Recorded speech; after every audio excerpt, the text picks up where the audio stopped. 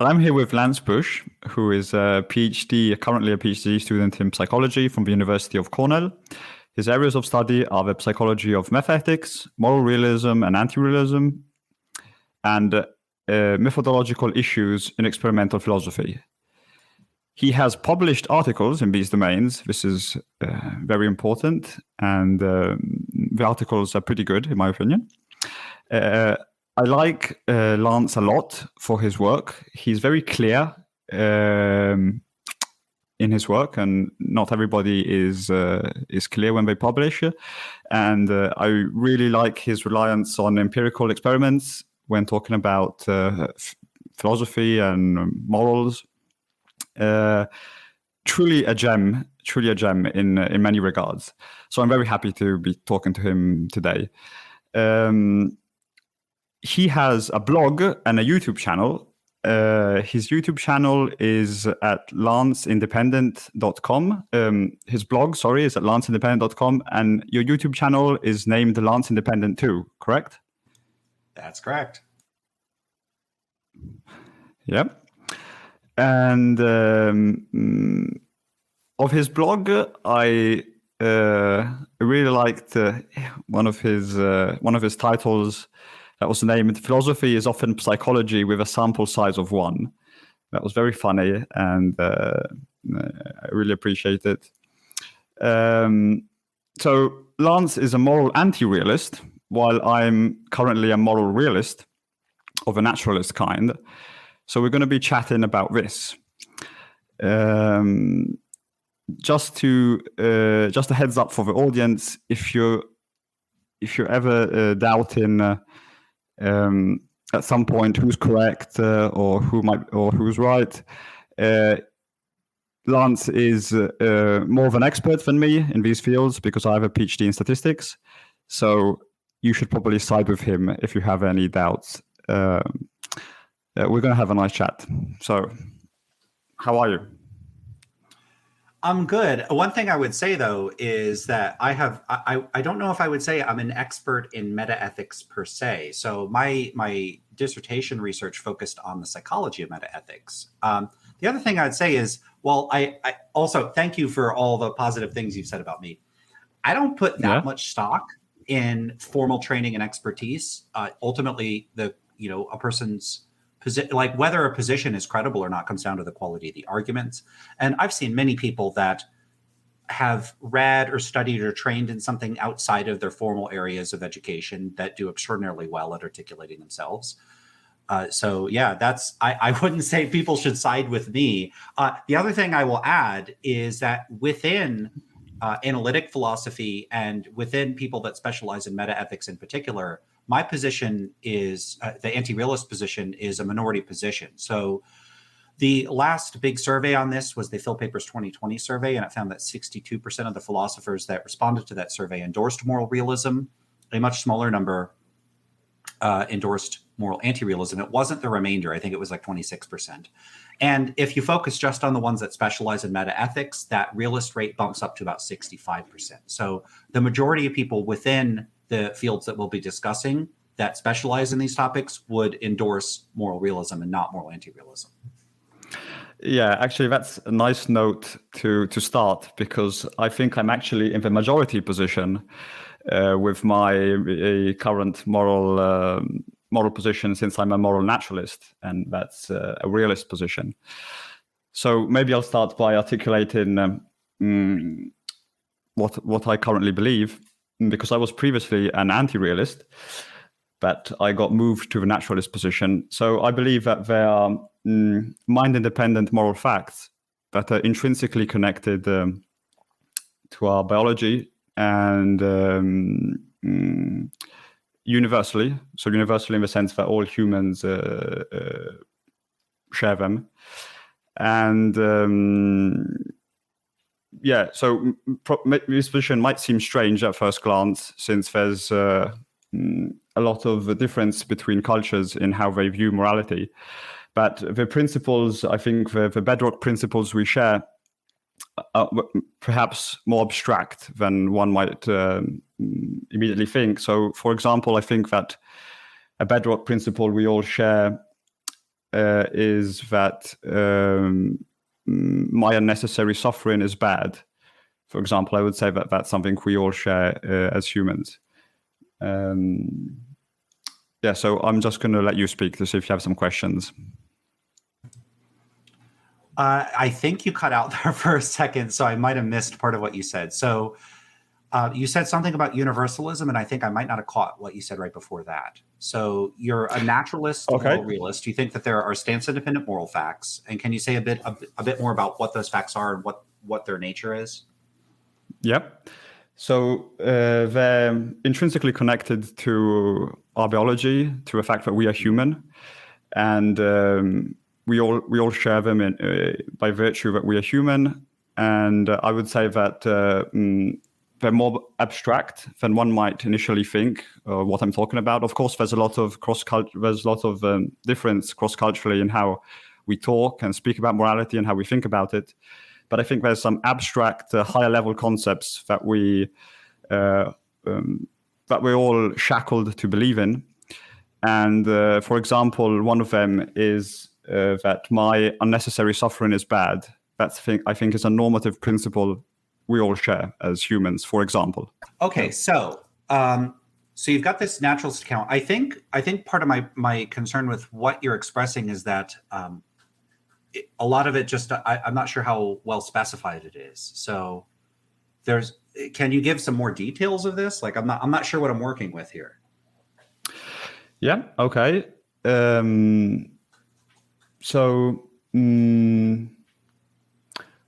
don't know. So I like to give this example. For example, I think that when we look at the logical sphere and we take the law of non-contradiction, I think this law is in a similar way tethered to us by virtue of the fact that we are humans, in the sense that we can't escape it, and we obey it when we go around our lives, and it's simply ingrained in our cognitive architecture, and we're just stuck with it, let's say. And in the same way, I believe that some of our bedrock moral principles are ingrained in our cognitive architecture, and we basically I'm a bit ambitious in what I believe, because I think they spell out the moral theory known as utilitarianism. So how do we get utilitarianism? Well, initially we recognize that one of our shared common bedrock principles, moral principles, is that our unnecessary suffering is bad. And then I would say another one is that the unnecessary suffering of innocent people is bad. And then we recognize that if the suffering happens on Tuesday or Wednesday, it's unimportant. And I would say, basically here I'm kind of retelling the principles given by Sidgwick in the Methods of Ethics, where he kind of tries to distill down these tries to distill down the moral principles that build up utilitarianism. And I kind of think that the moral principles he finds are true in virtue of our biology, of our cognitive architecture, etc. So when you say in virtue of our cognitive architecture, to what extent is what you're proposing subject to empirical inquiry with respect to like actually empirically studying whether this is a feature of our cognitive architecture, and whether it's pan-cultural, like we would expect to find this in pretty much any human population anywhere in the world? Is that, and like if this is framed in terms of empirical and in particular something like a cognitive psychological hypothesis, I would be curious about the evidence supporting the hypothesis. Like, what if it turns out we go out and we do empirical research on the sorts of things that people moralize, or what kinds of moral principles people actually tend to endorse, or whether they even endorse distinctively moral principles at all. And we find that it's not the case that we get the kind of universal concern with the morally, like having a moral principle that causing unnecessary suffering is wrong. Like, what if we just don't find that that's the case? Yeah, I think that's a great question. If we find that that's not the case, then I would change my mind, of course. I believe that what I'm saying is in fact falsifiable, and it's a benefit of this this kind of natural moral theory, naturalist moral theory I'm proposing. Yeah, I haven't seen any studies that try to ask these levels of abstract questions cross-culturally. So the kind of study I would like to see to kind of initially start to test whether this is correct or not is try to actually give a questionnaire to people outside the weird the Western cultures, but even to all the different cultures we can get our hands on, and to see if it's actually true that we all intrinsically think that our unnecessary suffering is bad, if we all believe that the unnecessary suffering of innocence is bad, and if we have a kind of universality principle given by Sidgwick that the suffering, that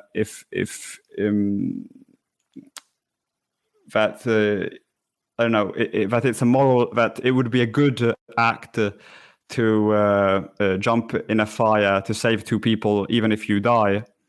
For example, that kind of resembles the universality benevolence principle of Sidgwick. Yeah, I mean, you have to find a way, of course, of these questionnaires to kind of boil it down to things people can actually answer and actually interpreting correctly, as you point out in your research. But I think, yeah, there's a chance that my kind of naturalism is falsifiable, and it may very well be false, but I haven't yet seen much evidence to the contrary. I do have some preliminary evidence for my position instead. Yeah, what kinds of evidence would you appeal to support this account? Yeah, so probably the most canonical kind of evidence I would initially appeal to are the studies done by Gray on dyadic completion.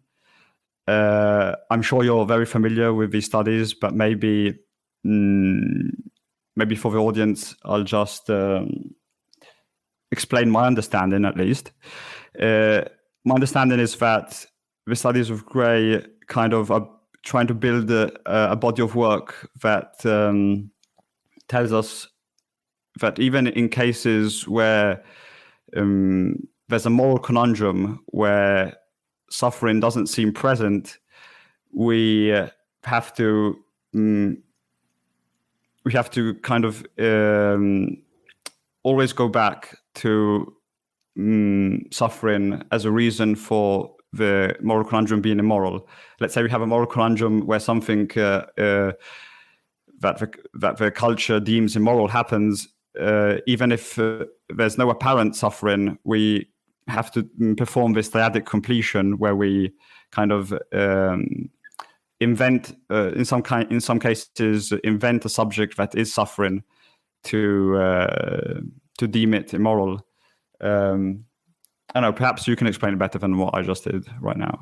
Well, you might be more familiar with these studies than I am. I'm not that familiar with the dyadic completion model. So I know that Gray has done some work criticizing some of the other research that has preceded that work, primarily moral foundations theory. So from my understanding of that, so moral foundations theory is this approach to understanding morality that says that people, different populations, will all tend to share a sort of underlying set of issues that they moralize, that and what tends to vary from one population to another is the degree to which they emphasize these different moral foundations. And that would be harm, purity, fairness, respect, and harm, fairness, purity, respect, and loyalty. And sometimes people propose another one, liberty. And so what that research is predicated on is giving people these questionnaires, and this has been done cross-culturally, and they have found cross-cultural variation in this, is the degree to which people will emphasize these various sorts of concerns. And some populations will emphasize certain sorts of things more than others. And one of the things that you'll tend to find is that certain populations, for instance, will tend to put relatively greater emphasis on harm and fairness. Now, what I recall from Gray's work is that a lot of it is predicated on showing that in a lot of those cases, there is the sort of either an a priori assumption that the kind of issue that people are moralizing, like some purity issue, there is a presumption on the part of the researchers that the person wouldn't think the issue is a matter of being reducible to concerns about harm or well-being, but that's an a priori imposition. What I mean by that is I come up with a survey, I come up with what I consider as a researcher to be a harmless wrong. I don't know what would be a good example of this. Having sex outside of marriage or masturbating or something like that, where a person might, as a researcher, I might think that there's nothing harmful about that. And if someone thought of that as wrong, they would think of it in terms of it be like violating like sexual purity or something like that. They wouldn't think of it in terms of there being a victim that's harmed, because from my point of view, it doesn't seem like there is. So then I go and ask people that, how much do you agree or disagree that sex outside of marriage is morally wrong? Or how much do you consider that to be a moral issue? And, some populations are like, not a moral issue or not morally wrong. Other populations say, yeah, that's a moral issue. Yeah, that's morally wrong. And then I conclude, look, so populations vary in the degree to which they moralize issues related to purity. I conceptualize it in that way. Now, the other thing with that would be if I ask people that sort of question and I ask them a bunch of other questions, I could then run factor analysis on the whole big cluster of responses that they give and see if there's a pattern in the overall responses that people give that would comport with, does a pattern emerge from that would be consistent with there being these distinct clusters in the way that people respond to these sorts of questions. And it might turn out that what I would conceive of as a priori as these like purity violations, that the purity related questions that I'm looking at would sort of fit that category. It looks like it's a distinct cluster of things that people are moralizing that's not reducible to concerns about harm and fairness.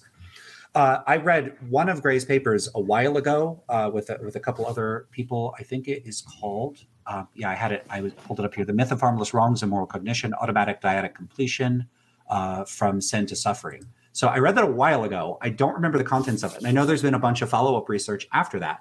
I haven't looked into that research. So we're in an amusing situation where the person that studies moral psychology probably knows less about this particular moral psychological research than the other person. And that goes exactly to my point, that just because, one person has a degree in something and the other doesn't, doesn't mean that they know more. I wouldn't say that I know these studies better than you. No. What I can't, I'm what I sure. can't say is, oh, go ahead. No. First of all, you gave a very good explanation of what these studies are about. So exactly, my position is exactly that. For example, if you take moral foundation theory, I think all the different categories they identify can be reduced down, can all be boiled down to harm. At the end, my suspicion is that everything can be reduced down to harm. And the reason why we find cross-cultural differences is because every culture, this is important. So every culture has rules and norms. And these rules and norms, I believe, build up in a utilitarian fashion. So what happens is that the elders of a village, or the elders of the population get together and they decide which norms will increase the well-being of our group the most. And once you establish these norms, you get heuristics that get passed down in the population. And these norms are extremely important because, as we both know, following utilitarian principles, following the utilitarian principle is very costly and it simply can't be done. You need heuristics to to be a utilitarian, because if you're going to be stuck calculating the utility of every action every second, you're not going to go anywhere. So you're going to need some ways to proceed, some kind of guiding rules to proceed during your life. And these guiding rules you have to find them somewhere, and where we as humans find them is in our culture, in the norms that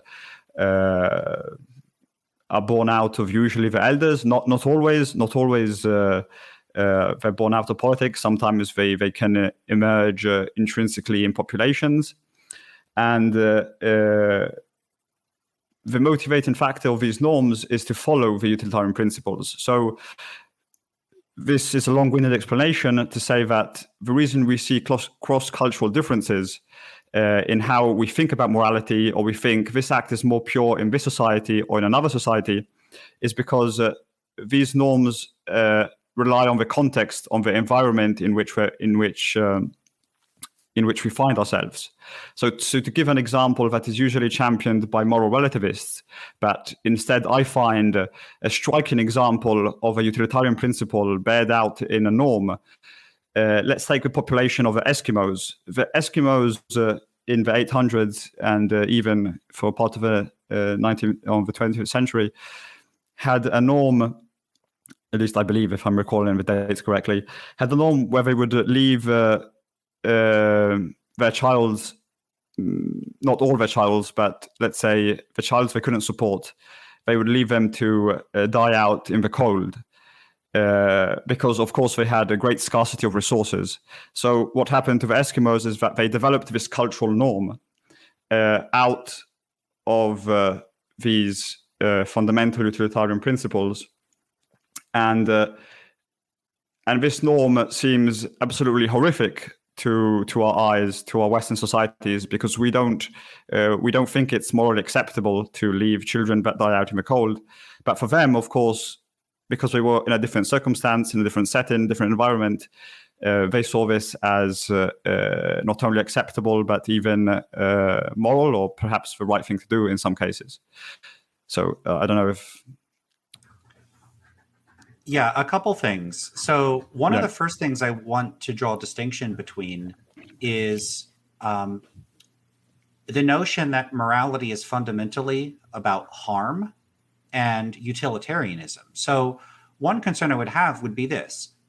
Let's say, to give a classic sort of example, there's a burning building, and a person can only go in, and they could go to the left or to the right. And if they go to the left, they save their own child from suffering a terrible death. And if they go to the right, they save the children of 5 strangers from suffering a terrible death. Two things about this. One is that it would seem to me that without the caveats and qualifiers that a utilitarian might try to typically, think about in these sorts of situations, like maybe it's the best thing from a utilitarian point of view is for us to commit to prioritizing our family over strangers up to a certain point, something like that. So there's ways that utilitarians might say you should favor your own child that would be consistent with utilitarianism, however plausible or implausible other people find them. But the sort of surface level utilitarian response is to save the children of 5 strangers. And yet I think most people would favor saving their own child over 5 strangers. And if it's, if they would still favor 5, we could cut it down to 2 or 3. There's going to be some degree to which people prioritize the well-being and the reduction in suffering of some people over others. And not only would they do this in practice, not only would they say that they would do this in practice, they might also report that they think that it's morally permissible or even morally obligatory to do so. And that, I think, indicates, and if we go and look at findings that would support this, it would suggest that although even if people, and let's just bracket for a moment whether people moralize things other than harm and suffer, like harm and like well-being and suffering, we should say. If we bracket the concern that they moralize other sorts of things, there's still going to be moralized partiality in people's attitudes and preferences. And I don't think the dyadic completion model suggests otherwise. I don't think, just saying that moral judgments are implicitly driven by an unconscious, conception of there being a perpetrator and a victim, and that what makes someone a victim is that in some sense their harm is being inflicted on them, which I think is what the completion model proposes, doesn't mean that people are motivated by a desire to maximize utility, because someone that favors their own family members over others is not trying to maximize utility. Yep. So that seems to be one problem. Yep. So you're absolutely correct. So the Dyadic completion theory doesn't support the claims, my bold claims. So it's just some piece of, let's say, preliminary evidence. So to answer your example, so how do I fit this kind of example in my framework? Well, the fact is that so not only we have let's say a bias towards our own sons, our own daughters, we certainly have a bias towards our own suffering, I would say. So we kind of we don't manage to live up to the utilitarian principles, but I think this is exactly a bias in the sense that we recognize that some moral principles are true in a way, and if we were to act completely morally and coherently with respect to these principles, we would in fact perhaps save 5 children of our friends instead of our own. But we don't do this because we don't perfectly follow our underlying moral principles as robots. In the same way, for instance, we don't perfectly follow our inferential bedrock principles that spell out the theory of statistics as robots. Especially in a high stress situation, we wouldn't do that because we're biased. We have a lot of problems going on. We're limited beings that can't exactly be logical all the time, be rational all the time, or be moral all the time, especially when we have these emotions connected to our child or ourselves. So in a sense, I agree with you. We don't I'm not advocating for the fact that every moral person behaves like a perfect utilitarian, because that would obviously be absurd. But what I think happens is that a lot of people don't think about morality, like they don't think about statistical inference or logic. So they act illogically, or they make very bad inferences, even if we do have some bedrock principles in morality and in epistemology. According to me, of course, but this is another debatable factor. So especially in high stress situations, in situations where we're personally involved, we're not going to be very good at making moral decisions. Where we are going to be better at making moral decisions is when we think and reflect on these kind of conundrums more. So when we activate type 2 thinking instead of type 1 thinking, here I am referring to the dual process theory literature. And I think that when we think more and when we reflect more, we kind of realize that if we want to be in line with our bedrock moral principles, we have to act in a utilitarian way. So there's a few, I think there would be quite a few. And of course, you're not couching this as like, this is settled science. But just to be clear, are you claiming that ultimately the stance-independent moral facts are exclusively reducible to concerns about well-being and suffering? Yeah, I think so. Okay. So, I mean, having not really delved into the dyadic completion approach to things, which may construe them in that way, I should say, like at a first pass, there's a couple things to say. One is that there are a variety of other models of human moral cognition and moral judgment and the kinds of things people moralize. And while of course, you could, go and look at the Gray literature with Gray and colleagues that may suggest that that's one possibility. I don't think anybody would say that the matter here is settled. So there would be ongoing disputes with people like, Jonathan Haidt and the people that would be encouraging a something like moral foundations theory. Then you have Oliver Scott Curry's work on trying to maintain that morality is fundamentally about cooperation. I know Strelly and Fraser have a paper that argues for a naturalist account of realism that I think likewise grounds it in the development of sort of cooperative enterprises. And that wouldn't reduce the moral facts to being facts about well-being and suffering, but facts about what would allow for and facilitate cooperation within groups. So there are a variety of other ways of naturalizing the moral facts and saying, here are the natural facts that the moral facts correspond to. And I don't think that the matter is settled on that. The other thing is just, it might be a while before we really get into actually resolving that. And in the case of dyadic completion, I would have a few concerns about, do you know if there's been substantial cross-cultural research showing that this provides these sort of findings replicate in people from different cultures? Because I don't know. Yeah. I don't remember the samples that Gray uses and where he gets his populations. I kind of doubt that there's been a lot of, at least to the level that I would like to see it, there hasn't been any major cross-cultural research into these themes.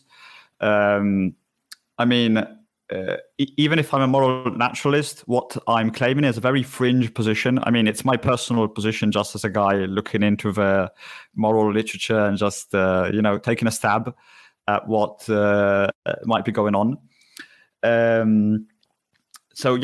Regarding what happens regarding cooperation, I think actually the accounts that talk about cooperation can be can sort of fit in with universal benevolence principle given by Sidgwick or some kind of. I'm not saying these principles are exactly correct.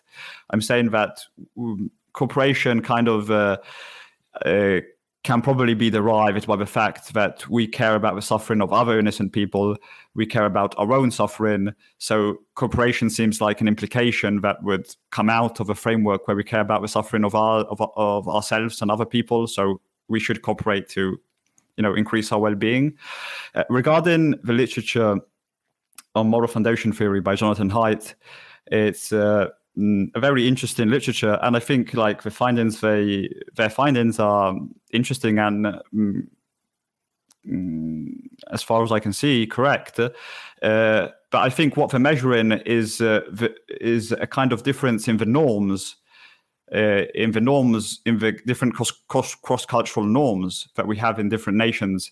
So there's going to be differences, of course, by virtue of the fact that every culture decides different heuristics to abide by these, to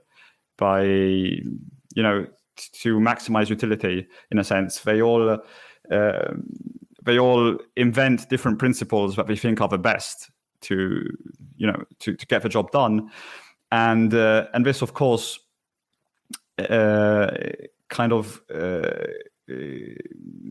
trickles down to folk morality, to how the people think about morality. And so what usually happens, I would say, in populations is that the people, usually people in populations just think about morality in following the rules and the laws and the norms of the society they're in. They don't kind of try to think about their bedrock principles and start from there. They just adopt a set of heuristics of the culture they're in, and then just take it from there. So we have all these moral disagreements, these moral differences that just come out of the fact that we're using different rules, different norms to go about our day. I don't know if this actually answers much of what I'm saying. I basically There's should just so much say, to say. yeah, I just concede. I'm willing to concede so much to you. Like, of course, like what I'm kind of proposing is kind of just a fringe theory. Like we have to. There's so much empirical evidence, research we should do around these matters to understand them better, for sure. Yeah, one thing I would wonder is if you've looked much into the dual process model of moral cognition that Josh Green puts forward, and whether or not that could, in some ways, support the kind of account you're putting forward, and in some ways detract from it. So I guess I could say a little bit about that.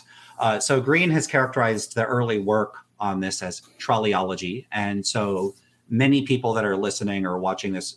Listening to this or watching this are going to be familiar with that, but I'll go over it just for the people that haven't.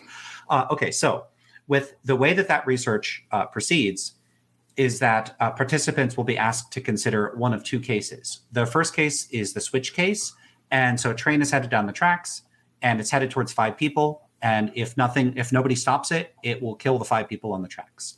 You are standing there and you have 2 and only 2 options. There's no other people. There's nothing else you could do. You only have these 2 options. You could pull the switch or not pull the switch. If you don't pull the switch, it will continue on and kill the 5 people. If you do pull the switch, it will divert the train onto a sidetrack where it'll hit 1 person instead. And then so the question is this morally permissible or not? And you could ask a variety of questions about it. Do you think you should do it? Do you think you would do it? There's a bunch of questions you could ask. And when you ask people this question, in many populations, though I don't know necessarily if it's all, I do know that there's been some attempts to research this in different populations. People don't always give the same pattern of responses. I also think it started to change over time, how people respond to these sorts of questions. So in general, typically most people, it might be 80, 90% or so, will tend to say you should or it would be permissible to pull the switch, like morally speaking. The other case has a person whose body is large enough to stop the train, and you're standing on a train track, and you're standing on a bridge over the train track. It's headed towards the 5 people. There's no sidetrack this time, but you could shove the person off the track, and they'll fall to their death, and then the corpse will stop the train. It's kind of morbid, but that's how the scenario is set up. So this is a classic scenario. Is it Philippa Foot that came up with these scenarios? I think so. Anyway. So these are like classical philosophers like to come up with thought experiments that often have grim or absurd elements to them, maybe to make what they're doing more interesting. I don't know. Have a bit of fun, I guess.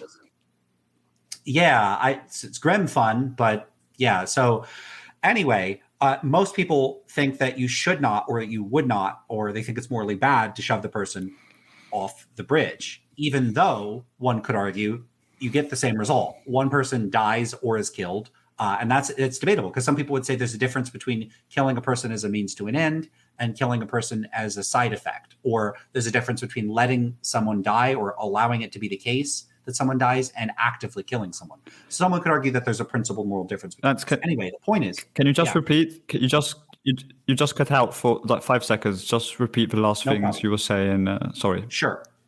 Okay, so I don't even remember exactly what I was saying. But so you have these 2 possible outcomes, which you have a variety of different possible response patterns. You could say in the switch case, you should pull the switch, and you should push in the footbridge case. You could say you shouldn't do it in either, or you could say you should pull in the switch but not in the footbridge, or you should not pull in the switch and push in the footbridge. I've never heard of anybody doing that. I'm sure you occasionally get a person that does that. Anyway, so your options here seem to give these 2 standard patterns of response that reliably emerge in that research. One is for people to say it's okay to pull the switch in the switch case, but it's not okay to push the person off the bridge.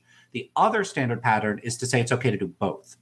And that first pattern, it would seem to suggest that an unwillingness to push would exhibit something that's been understood to reflect a deontological normative moral stance towards the issue.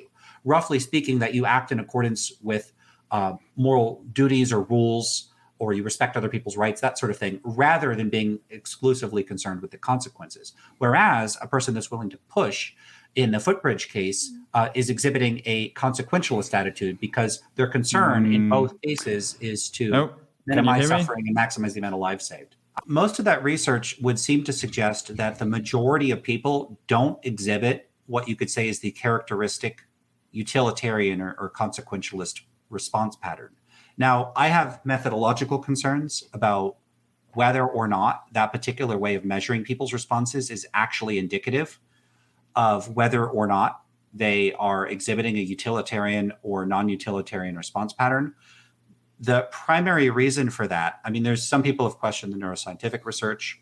I know there's other research that's argued that it's philosophically irrelevant, but the main concern I have is that the characteristics that are associated with people that are willing to push in the footbridge scenario, when you measure their responses to other sorts of questions, like their support for egoism or their charitable behavior and that sort of thing, there's no real indication that people that are willing to push in the footbridge scenario or think that it's morally okay to do so exhibit other indicators of a commitment to utilitarianism.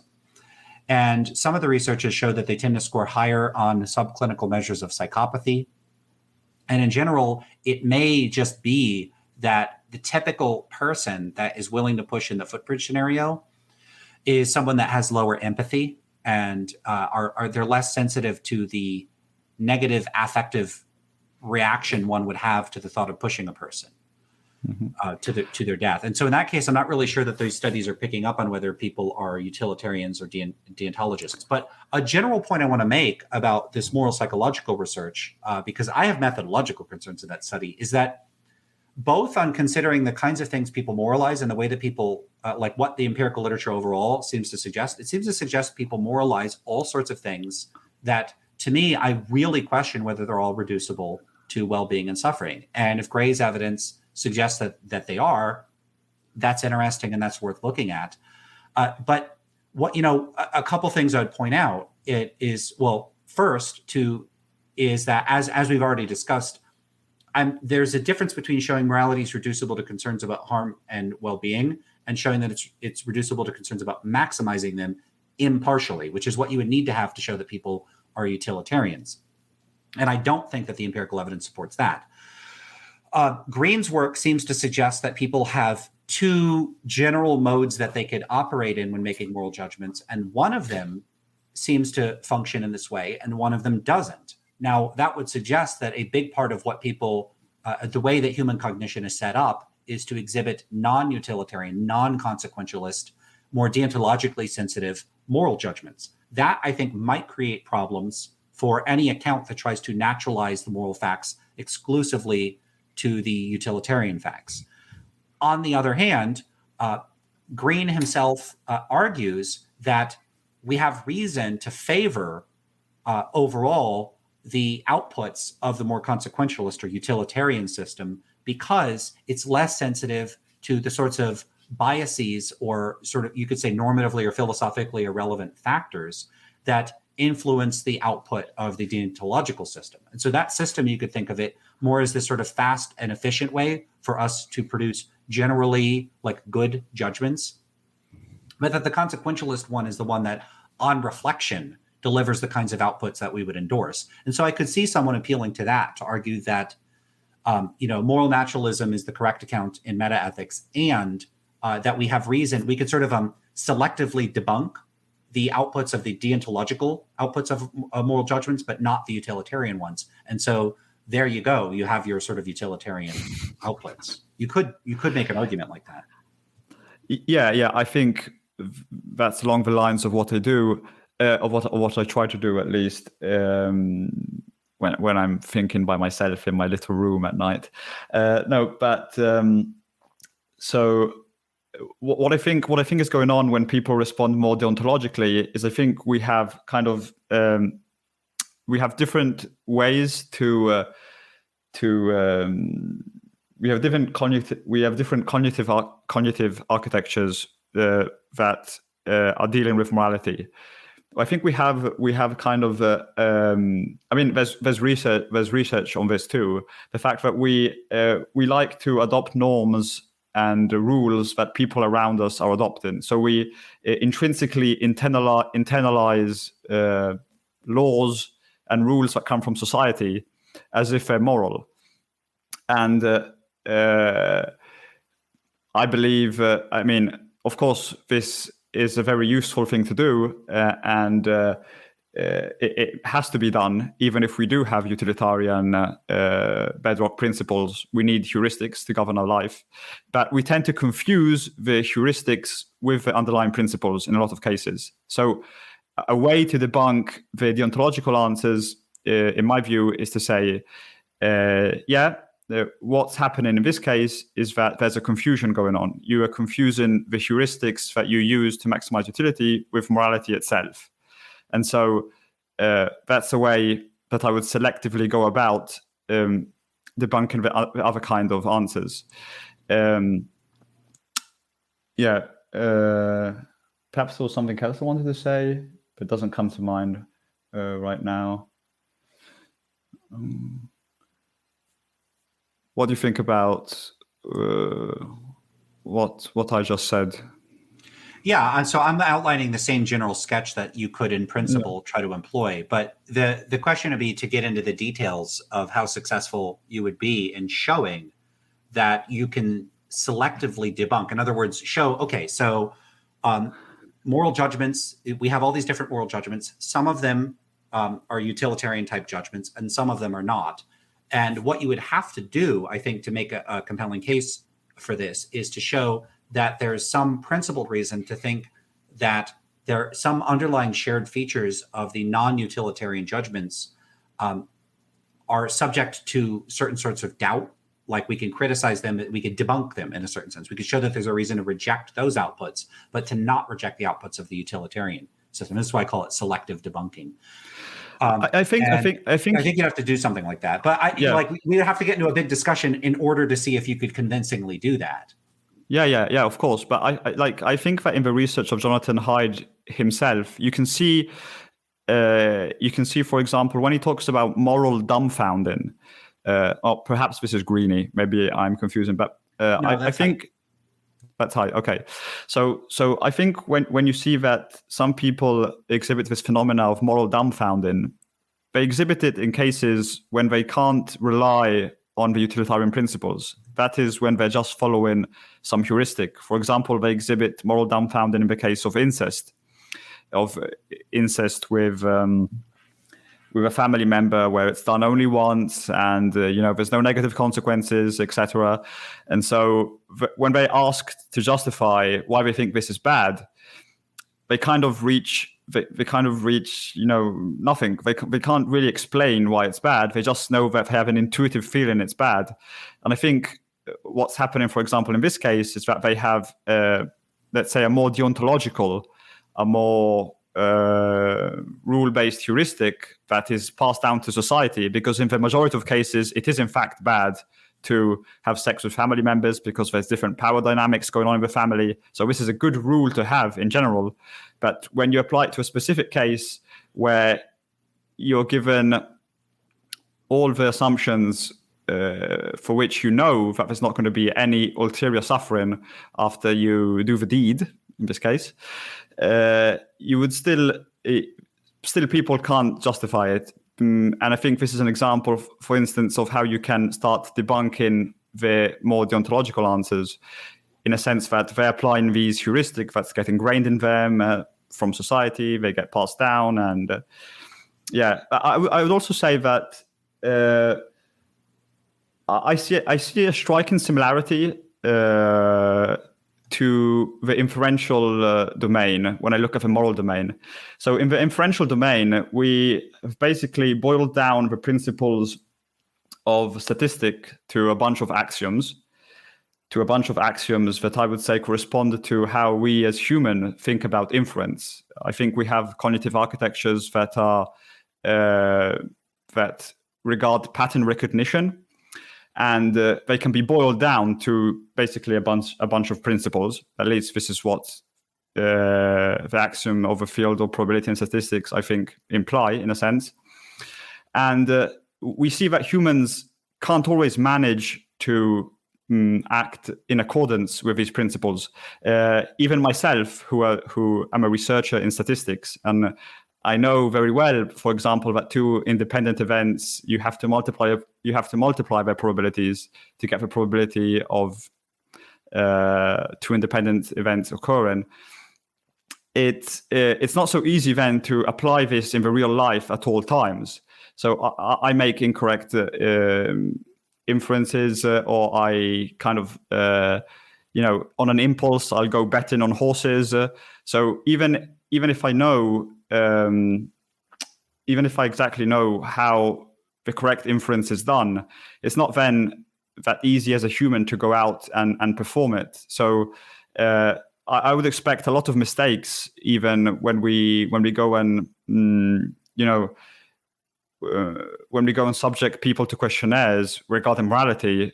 I would expect them to answer, let's say, incorrectly to many questions. But I think Greeny, the dual process theory of Greeny shows that the more you think about an answer, at least, the more utilitarian the more you think about a moral conundrum, the more utilitarian the answer tends to be. So that I would say that's another little preliminary evidence that supports my account. Okay, so here would be one concern I would have with the kind of claim that you're making here. If we look at the Phil Papers survey, what we find is that a majority of the philosophers that have been surveyed do not endorse utilitarianism. Only about 1/3 endorse consequentialism, and of those, I would suspect that some smaller proportion are going to endorse some particular type of utilitarianism. Like if we're talking like classical hedonic utilitarianism, we're not talking about some other type of, if we're not talking about preference utilitarianism or negative utilitarianism or satisficing utilitarianism. If we're talking about some specific type of utilitarianism, it's only going to be some smaller subset that endorse that. And so that would seem to suggest that at least within the field of people that spend a lot of time thinking about these sorts of issues, most of them don't endorse utilitarianism. And if part of our concern is that demographic factors might be playing a role here, let me put the puppy down. No, puppy's audience. we want the puppy. We want the puppy back. I may bring her back up so she can see what we're up to. Anyway, so if we're also concerned about demographic issues, then we're also going to have this an additional concern, which is that philosophers in particular may be from populations that are especially likely, or at least shared with the people that are in a lot of the studies suggesting, like the dyadic completion model. And that would seem to support, that would seem to suggest that a lot of this research may be culturally parochial, and that its philosophers of all people are disproportionately likely of any particular population to be more concerned with harm and fairness relative to other potential populations. And they still, on reflection, reject utilitarianism. It seems to be rejected by the majority of philosophers. If anything, it's standardly a punching bag in introductory ethics courses where they talk about how implausible and ridiculous it is. Now, I think a lot of those objections are cheap shots. They're not very good objections.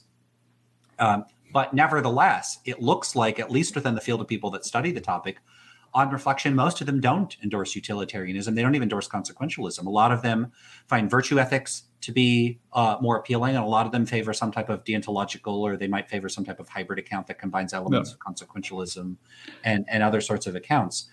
And so, it's rather puzzling that the people that spend the most time thinking about this, not to say that this is decisive. I don't think majorities in philosophy are especially strong evidence for or against anything. That seems like a puzzling thing that I would want an explanation from a naturalist utilitarian to explain. Why is that? What's going on there? Yeah, so this is a great point you bring up, and I would agree with you. It's some evidence against my position for sure. So, I mean, there's some defenses I can give. So, one kind of defense is that now the modern versions of deontology, virtue ethics, and utilitarianism, I would say, have exhibited a kind of moral convergence. I think these are the words of Parfit, correct? I don't know if I think this is something that Parfit tried to sort of synthesize and argue that we're sort of climbing the same mountain from different sides. Yeah. So, well, at least what I've seen, I mean, the few things what I've seen when I look at the initial deontological frameworks and the initial virtue ethic frameworks, and consequentialism, it seems like they are kind of all convergent to trying to get the same answers in a way or another. So we see versions of deontology that have utilitarian type principles baked into them. So they'll kind of say, okay, there's exceptions to when you can follow a rule. When there's some kind of disaster, you can even not follow the deontological rule because we have a rule that there's an exception to following the rule if there's some kind of big cataclysm appearing. And these, seem inspired by utilitarian principles or by looking at consequentialist theories to ameliorate your own theory, in a sense. And so when I look at the moral theories, they do seem to be convergent a bit to me. So I don't know. I don't really know actually how this is. This is kind of a defense in the sense that, okay, the reason why people are incorrect, let's say, is because the moral theories are becoming so similar to one another that it's easier to just pick one, and then it has utilitarian principles inside it, and so it's basically a mix between deontology and utilitarianism. And another thing I wanted to say, another thing I wanted to say, but I can't quite recall right now.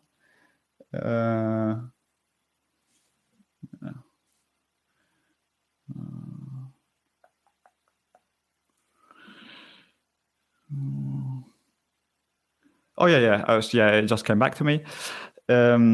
So, I mean, from how I've laid out how I think morality works, I would expect people to very much enjoy the ontology or virtue ethics because they give more. They give a set. Often, they give a set of more practical heuristics, more practical rules one can apply in their everyday life.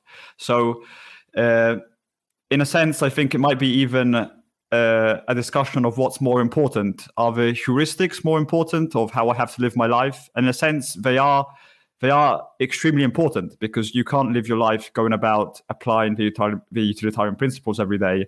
So in an applied setting, they may be more important than the fundamental principles of morality themselves. And so I would expect people to be confused around these matters, etc., etc. And philosophers are not always right, and they were all theists 100 to 2,000 years ago. So perhaps, but I ultimately I acknowledge that you have a point. You definitely have a point when you bring out what professional philosophers advocate for. Yeah, I think we've been focusing so much on the empirical aspects of this and sort of issues related to the substance of the normative elements of the metaethical position that we have, been talking about this for a while, and we haven't even really addressed some of the more abstract metaethical considerations. So if we pivot over to that, I think that might be a fruitful avenue to explore as well. So I guess one of my concerns is with these sorts of accounts, I'm still unclear on what the account is purporting to show. So, I typically think of moral naturalist accounts to be attempting to demonstrate that there is a certain substantive and important type of fact, a moral fact, that these facts are stance independently true, meaning that they are true independent of our goals, standards, preferences, values, stances, you could say, meaning that they're not made true by our stances. So, in the case of like food, if I like chocolate ice cream more than vanilla, the fact that I like it makes it the case that it's better to me, like better according to my preferences. If we're understanding better in that subjective sense in the case of food, we don't have to, but we could. And if that's the case, with respect to food claims, then you can get this kind of subjectivism about food, and that wouldn't be the type of realism that the naturalist is concerned with, because it's relativizing the gastronomic claims to the individual. And the same thing would apply to the naturalism about moral facts, that if moral facts are facts about people's preferences or attitudes, that's not the kind of moral facts that a naturalist necessarily cares about, even if they could, on a relativist account, be understood as moral facts. And this is, one thing I should clarify about anti-realist positions. Anti-realists don't necessarily deny that there are moral facts. They just deny that there are stance-independent moral facts. If you're a subjectivist, she's got a lot of energy. If you're a subjectivist, you would say something like this: moral facts express claims about what's morally good or bad that should be evaluated as true or false relative to the standards of the person making the claim. So when I say murder is wrong, you could sort of translate that into a sentence like, murder is inconsistent with my moral standards. And then if murder is inconsistent with my moral standards, it would be true. And if it's not, it would be false. It could be lying, for instance. And that allows the truth status of moral claims to vary in a way that's indexed to which standard they're being made relative to. So if one person thinks murder is wrong, one person thinks it's not wrong. If the first person says murder is wrong, it's true. If the second person says murder is wrong, it's false, because in the first case, the person is saying murder is inconsistent with my moral standards. It's true. And in the second case, they're saying murder is inconsistent with my moral standards. They actually don't think that it isn't inconsistent with the standards, so it'd be false. So there's no contradiction in this. It's just that it allows truth statements to vary. And I take it naturalists, that's not what they're after. They're after these stance-independent moral facts. But I'm still wondering what these facts are.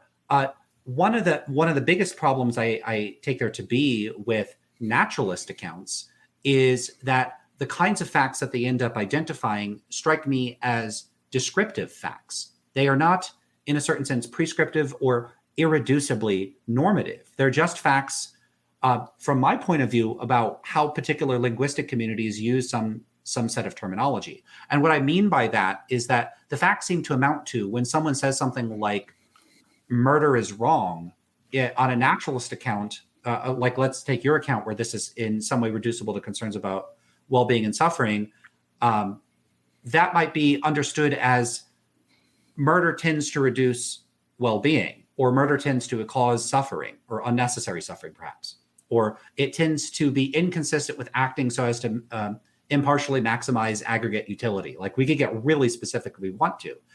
And, someone could say, okay, I agree that murder does not tend to increase well-being, and it does tend to cause suffering. Okay, that's true. Now what? So, and this is the problem that's often raised, this normativity objection to naturalism, which is that in a certain sense, it seems to be trivializing the realist account, or almost changing the subject in a certain sense. Of course, no one ever had to agree that the subject is what some other people think that it is. So the naturalist could say, I'm not changing the subject. I'm doing exactly what I set out to do. So I don't like when people say you're changing the subject. It's like, well, did we agree on the subject? But the concern here would be this. When I approach questions in morality, I would have thought the question is, well, what should I do? I'm trying to make a decision. What considerations are relevant to me making that decision? And I take it that non-naturalist realists are trying to offer accounts of what I ought to do, independent of my goals, standards, or values. They're saying that there are these facts that have some type of authoritative force or practical clout. They have oomph. There's various terminology Joyce and other people have proposed, where I am in some sense compelled, morally compelled, rationally compelled, or in some sense, or maybe intrinsically motivated, or on recognizing the facts, there's some reason I have to comply with them. So there's various accounts that non-naturalists could give about the implications of these facts and my belief in those facts. But the naturalist accounts just seem to be giving me something like murder tends to reduce well-being. Now, that matters to me, but that's because I value well-being, and I don't like suffering. I want there to be less suffering. So I care, but I don't care because I think it's a moral fact. I care because I don't like suffering and I like well-being. So if someone does not care, it doesn't seem like this provides any action guiding. It doesn't have any authoritative force. It doesn't have any action guidingness to it. You're just giving them a descriptive fact. And now, okay, well, these descriptive facts, if they don't, it doesn't seem to have any sort of reason-giving force. Yeah. Any ability. It doesn't have any authority. So someone could just say, and Joyce gives this example. He's an error theorist. You could have this rationally consistent Caligula. So you could imagine this person that has no moral scruples, and they've rationally reflected on and considered all the implications of their actions, and they're genuinely motivated by a desire to exploit other people and harm them, and they've correctly judged that they will have no regrets and will enjoy it all day long. And then you come to them and you say, yeah, but that's inconsistent with the moral facts. They could say, so what? And I don't see what any facts they're getting wrong. They're not making any mistakes if they go out and they torture and kill people. And so then you have this naturalist account, but it's not doing any work other than, as far as I could tell, describing certain like judgment patterns or linguistic practices of particular groups. And then you're engaged in what looks to me like linguistics or cognitive psychology or anthropology or something. And that might all be interesting, but it doesn't have the action guiding characteristics that I would have thought morality was supposed to be about. Yeah. You're very clear, and I think I halfway agree with what you're saying. I think it's a very important objection. So I think that there's a couple of things to say. So one of the things I would initially start by saying is that because these moral facts, I think, are part of our biology, there's people who can be missing these moral facts, so they can be sociopaths. So basically, they do not possess the ability to get in contact with these moral facts. They simply do not have them, and there's not going to be anything that I can say to them because. That will convince them otherwise if they're missing, some part of the brain or whatever the case may be, that doesn't allow them to understand these moral facts. Much in the same way, for example, a crazy person might not understand you if you try to speak about some other deductive logical facts that we all share. You won't be able to get through to her, and this is. This is something that this is the way I construct the naturalist framework. Now, your objection is correct in the sense that you say, okay, so these are just descriptive fact, whereas the whereas the categorical normativity around these facts, and they don't have it. I don't believe that something like that exists in the non-naturalist sense. So when non-naturalists try to say that there's these oughts or reasons that are independent of my desire, goals, or something like that, I don't understand exactly what they're talking about. I guess you've convinced me on this point, having seen you talk about this quite a bit. So the and the reason why these facts, I think, are still weighty in a sense, they still retain some weightiness, is because so people, if you're a sane human being, these facts are going to be inside you. So they exist inside you.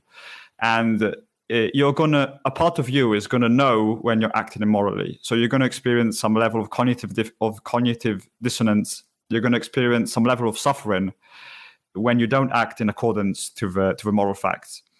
And additionally, other people possess these moral facts. So other people can very quickly realize if there's something off about how you're acting, if you're acting, let's say, immorally. So the weightiness of the moral facts is a much more practical weightiness. The that the moral facts have is still, in my view, quite strong. So in a sense, I think we all care about our own happiness. And if you're if you don't care about the moral facts, there's going to be real practical repercussions in your life, both from a personal standpoint and from the standpoint of society, because these moral facts are shared, so we recognize them, and it's going to be hard for you also to escape. Another thing to say is that it's going to be hard for you to escape their strength. Much in the same way, for example, that if you want to, for example, deny, let's take the law of non-contradiction, that I would say is another biological instantiated bedrock premise of our cognition. You're going to have a very hard time trying to say, okay, I'm going to act as if this principle doesn't exist. And you might be able to, fool yourself for a couple of hours, but you're going to quickly feel the presence of these moral facts inside you, and you're not going to be able to really resist their strength for long, in a way. So what is it that people are supposed to be feeling inside of them? So I don't think I have these feelings at all. Well, what's the phenomenology like? So if I'm not mistaken, you're quite warm to the consequentialist position, the utilitarian position, am I? Sure, but I don't. So one thing I could tell you is that, there's quite a few things, but one of them is that I don't think that moral cognition is evolved at all. I don't think it's innate. I don't think people have an innate predisposition to be especially concerned about well-being and suffering. I think people can normalize pretty much anything. So, there's that, and I don't think that'll. So, if an innocent, say, person was suffering right in front of you, you wouldn't feel anything. You wouldn't like. Of course, I would. So, there's a difference between, I don't like a concern that you might have for certain sorts of things, having preferences for how you want things to be and what not to be, and moralizing those things. So, part of my concern with a lot of these characterizations of moral realism is that I don't think that there's any principal distinction between moral considerations and non-moral considerations. I don't know what it means to say this thing is a moral thing rather than a non-moral thing. Now, a naturalist can give some sort of analytic definition and say that this is immoral just is to say that it reduces well-being. But I don't know why I should buy that as a correct analysis of how people is this supposed to be an analysis of how people use the language? Because if that's the case, let's go do the empirical work, and I'll bet them anything they like. It's not going to turn out that the way that people use moral language is reducible to descriptions of what increases or decreases well-being. I'll bet anything they like. That's not how people use the language. Also, then there's a question of translation across cultures. Are there moral cognate terms in all languages? I don't think that there are. And I don't think that all cultures have the same linguistic structure or the same conceptual structure as we do in weird populations. And I think that the empirical evidence is increasingly suggesting that this is the case. So you could look at the Geography of Morals project and work on how people from non-weird cultures tend to conceptualize normative considerations. Now, there has to be a very big caveat here. Now, part of the issue when saying this sort of thing is that people are so disposed, many people, to think in distinctively moral terms that they think that if you're saying this particular population, and we could give a hypothetical population, an alien extraterrestrial population, they don't have moral concepts. People seem to think that you're saying they don't care about lying and stealing and killing. That is 100% not what is being said, because someone could say we have Zorpian concerns. We have, I think that it's anti-Zorpian to murder. I think it's anti-Zorpian to lie. I think it's very Zorpian to be kind and compassionate to others. And if you ask them what that means, they could say that Zorpian concerns are sui generis or primitive, and they can't be described in other terms. So the point there would be that you don't need, if you're going to say that certain sorts of concepts are distinctively moral versus non-moral, I would want to hear a convincing principled account of what it is that makes something moral versus non-moral.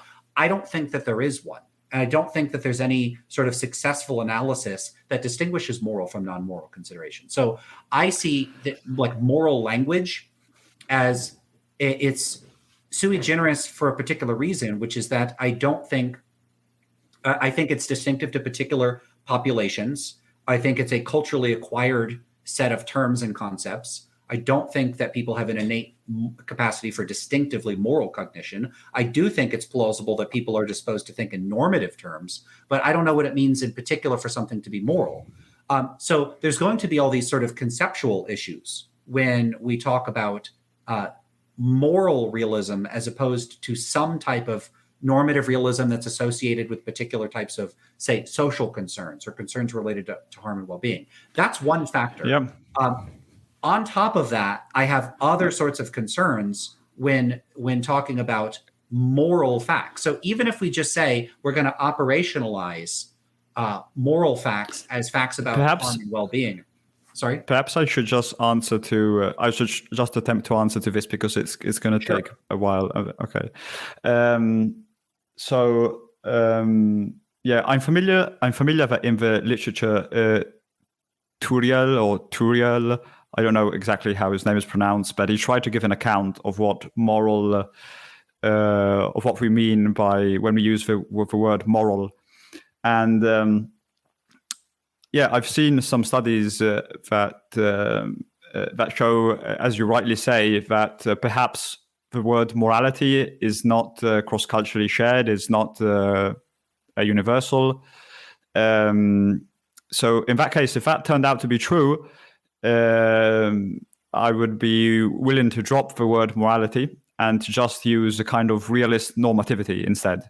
And I think a realist normativity does in fact exist cross-culturally. I mean, every culture has the word good and bad.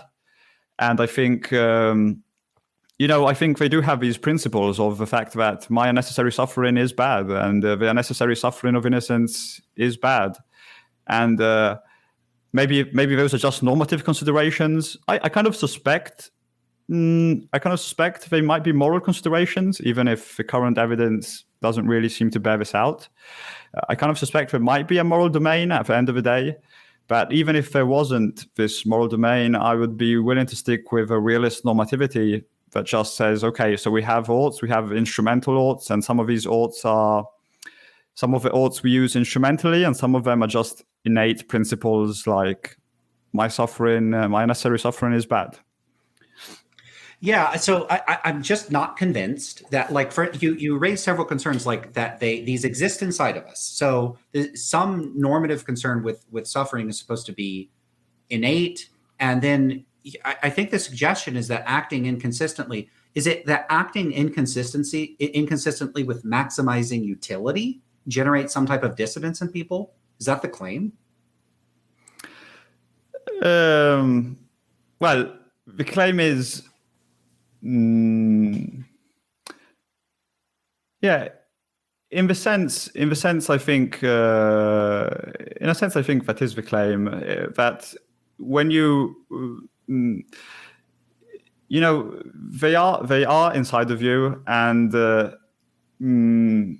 when you let innocent people suffer because of your own interests, there's a part of you that knows, in my opinion, that what you're doing perhaps isn't the most moral thing. There's a part of you that perhaps knows that the most moral thing is to sacrifice your child to save 10 other children. Maybe you can't do it, but and I certainly think that other people, I think this is the evolutionary part of it. I think certainly other people can very quickly recognize if you're being, let's say, selfish, in a sense that you're putting your suffering and your happiness above other people's suffering and happiness. And I understand. I am a bit vague about this cognitive dissonance point. Maybe it's not that. Maybe perhaps those are not the correct words of what I'm trying to express. Well, so I have a few concerns here. One is that I find it really implausible that people on some level know, so to speak, that actions that are not utility maximizing are wrong. I think people can be enculturated into moralizing a variety of attitudes and concerns that would promote behaviors that even they themselves would not regard as utility maximizing and that they would be perfectly okay with.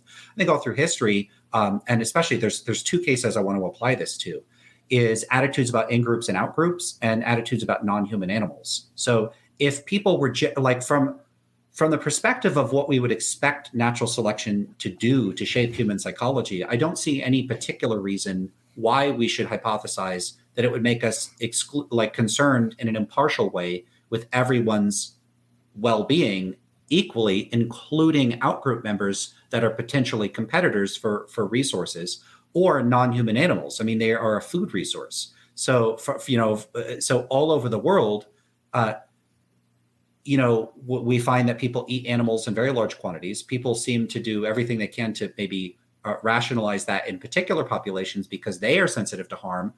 But I very much doubt historically that people hunting animals 10,000 years ago suffered any particular degree of dissonance. I think to the extent that people in modern populations experience dissonance, this is largely a product of enculturation and education and the particular social circumstances they're in. So there's that concern. The other concern is that I don't think historically different populations have felt any dissonance when operating with hostility and aggression towards outgroup members.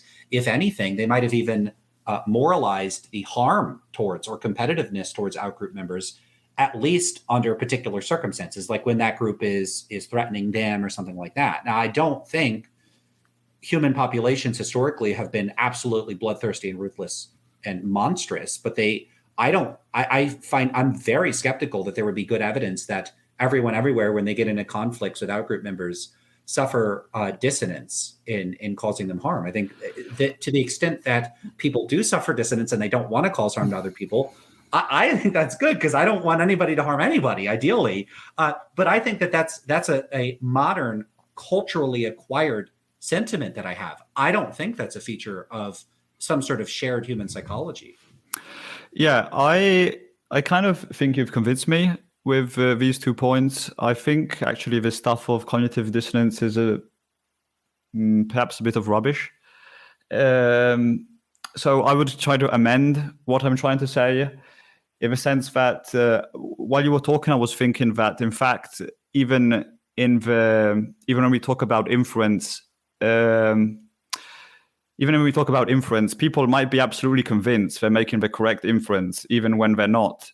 But there is an objective fact of a matter, of which is the correct inference, and how we go about making these inferences. Or in the case of deductive logic, there is a correct fact of a matter in which, if an argument is sound and valid, and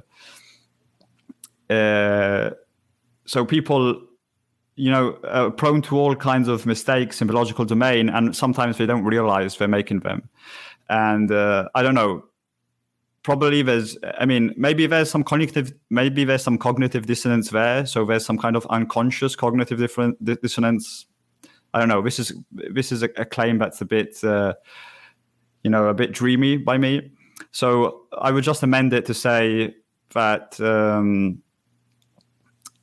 not everybody manages to recognize the true moral facts, and you need time, you need to reflect, you need to be in a calm environment. If you were in a cave 2,000 years ago, you'd probably act to try to maximize the happiness of your in-group and of yourself.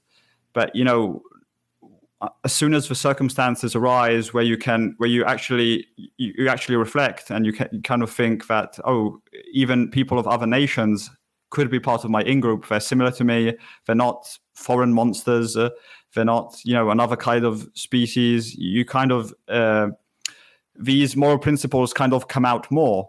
In the same way, I think the logical and inferential principles, historically, I think tend to come out more in the late stages of history, because people become more, the IQ of people is increasing through time. So people become a bit more logical. They make better inferences. They're more in touch with their morality. I don't know. So you convinced me with your last 2 points. So I will just amend in a slightly more,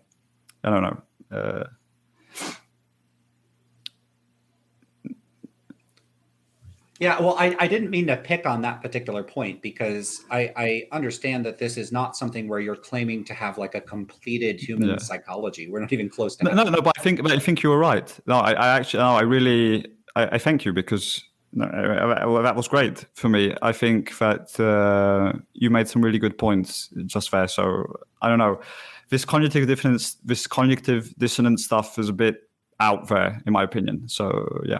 Well, no, so, thank you. What you brought up is you talked about people, like, if they reflect on it enough, they might come to recognize the moral facts. And I'm still puzzled by how the naturalist epistemology is supposed to operate, because I'm not seeing what the difference is between like moral naturalism and some type of linguistic account of how some population, and it could be all populations, use certain kinds of words and perhaps engage in certain types of judgment. So, like, for instance, when a person judges that murder is wrong, on some level, they may be tracking, even if they're not consciously aware of it, that the reason why they think it's wrong, they have this intuition, they don't have complete introspective access to the underlying cognitive system that's delivering this intuition, but they have the intuition that it's wrong. And we could observe all these judgments about things being wrong or bad. And we don't need to put it in moral terms. Maybe there's these populations that don't have distinctively moral terminology, but we could still detect this like nomological cluster of judgments, like this pattern of judgments that humans in different societies engage in. We could look all over the world and we find pretty much anywhere we look, people are typically not going to be okay with someone just killing another person, especially in their own in-group, for no reason or for fun or for a stupid reason. They're not going to be okay with gratuitous lying. They're probably not going to be okay with someone like, beating up their own parents or totally neglecting everybody else and being super duper selfish. There's going to be these shared things people in pretty much every society are going to despise. They'll kick you out. They'll punish you. They're going to hate that thing. And there's going to be this whole suite of attitudes and judgments around that. And they'll use some type of language to characterize this. So we can establish that there's some type of unity in what people care about. And then there's this question of, like, if we're going to identify these patterns in what people are doing, we can propose that there's this certain sort of underlying unity, and that there's these certain sorts of things that people care about, that people are responsive to. And there you go. That's what I'm proposing as the moral facts. I guess what I would want to like, there's a few things that I would want to emphasize with this. One is that we would actually need to do the work to show that there's something like that there is this shared unity in the sorts of things that people, you could say, attribute normative concern to. But the other thing is, I'm still wondering if moral realism or normative realism is supposed to be, if it's trying to capture or characterize something in addition to facts about the descriptive, like descriptive tendencies for particular populations to dislike certain sorts of things.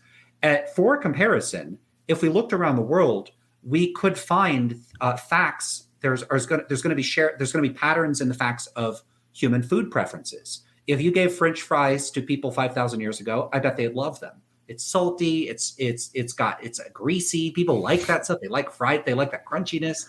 So if you gave people chocolate that had never had chocolate before, they might blow their mind. This is the most delicious thing I've ever eaten, assuming they don't have an allergy and they immediately have problems. But you're going to have shared food preferences all around the world. There's a reason why. And you could even look at these similarities. So, like, a common argument for moral realism is moral convergence. People have observed that over the span of the centuries, that societies have tended to converge on similar moral attitudes. Okay, well, they've also tended to converge on similar food preferences. There's French fries all over the world. There's Coca-Cola all over the world. There's certain kinds of candy all over the world. Not everywhere in the world initially had cane sugar or really, really sweet things or chocolate, and yet that's all over the world.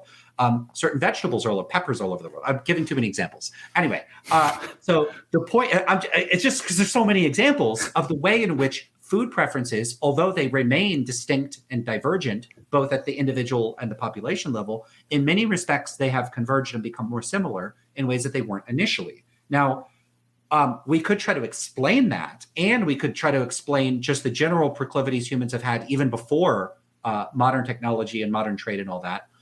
First, let's deal with the convergence. What I would say is that the reason why people have converged on food preferences is that people share an inclination to like some foods more than others, probably for evolutionary reasons, probably for shared cultural reasons. There's a bunch of causal factors going on and why people have the food preferences they have. But food preferences are not random, they're not arbitrary, and they're not completely determined by how you're educated. I don't think that you could just, teach children that, rusty nails are delicious, but, but like French fries are disgusting. Chocolate chip cookies are gross, but big piles of dirt are the tastiest thing in the world. I don't think you're going to be able to readily convince anyone that that's true. So to a certain extent, there's boundaries on the kinds of food preferences people are likely to have. Anyway, so this convergence in food preferences, I think, is mostly due to greater access. We're able to transport food more quickly and more efficiently than in the past. And people are able to sample and try and learn about foods that they wouldn't previously have had access to.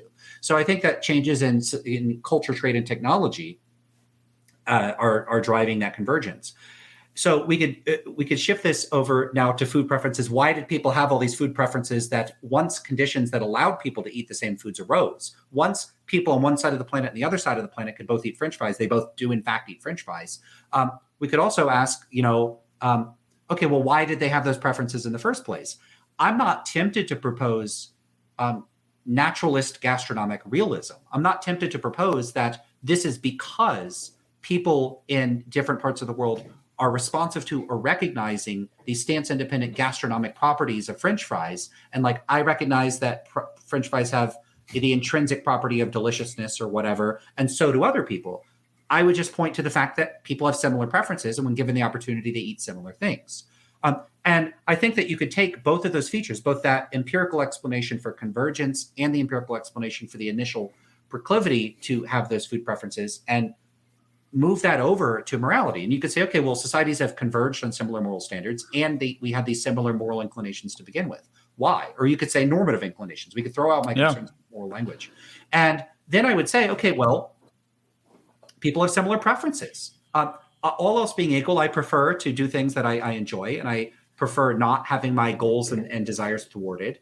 And under harsh circumstances in the past, with a lack of trade, a lack of wealth, a lack of resources, if I'm living out in the wilderness, I'm going to be very concerned that untrustworthy people that I encounter might try to kill me. And so I might have a rather harsh, Mad Max moral sentiment under those circumstances. But as technology has improved and resource availability has improved, and as societies have interacted and communicated with one another, as people have become part of a more global community, well, what might have been useful in a particular context, which would be aggression and hostility towards strangers. Why? Not because you're a terrible person, but because if you're not prepared to defend yourself, someone else is going to get you before you get them. You need to be wary. Is it like a Mad Max? It's like a zombie apocalypse type situation. The norms that are adaptive to those circumstances will differ from the norms that are adaptive in, a modern wealthy nation. And so what we might see, both to explain convergence and this tendency for people to have similar attitudes, is that people's preferences under similar social circumstances tend to express themselves similarly. And in that case, I'm not seeing a need to posit moral facts in addition. And so basically what I'm saying here is that there's a couple reasons why I think that moral naturalism, we wouldn't even want to propose that. One is that there's a sort of abductive case, I think, to be made that, like, okay, so we have all these observations of people engaging in judgments and linguistic practices and normative behavior and all this sort of stuff. The best overall explanation, I don't see a need to posit distinctively moral facts or stance-independent normative facts of any particular kind to account for any of our observations. If we need those facts, I would be curious as to why we need them, because I think we can account for all of our observations about human normative behavior and human moral discourse without appealing to stance-independent facts. And then that relates to the second concern, which is parsimony. So I think that the simpler explanation just appeals to the fact that there are mundane psychological facts about human motivation, human values, and human preferences, and that we can account for human behavior and linguistic practices and judgment without appealing to any special category of additional facts. Okay. So let me first kind of address the gastronomic realism stuff. So I would certainly agree with you that we can see that people, eat fries, and certain cultures prefer different kind of foods.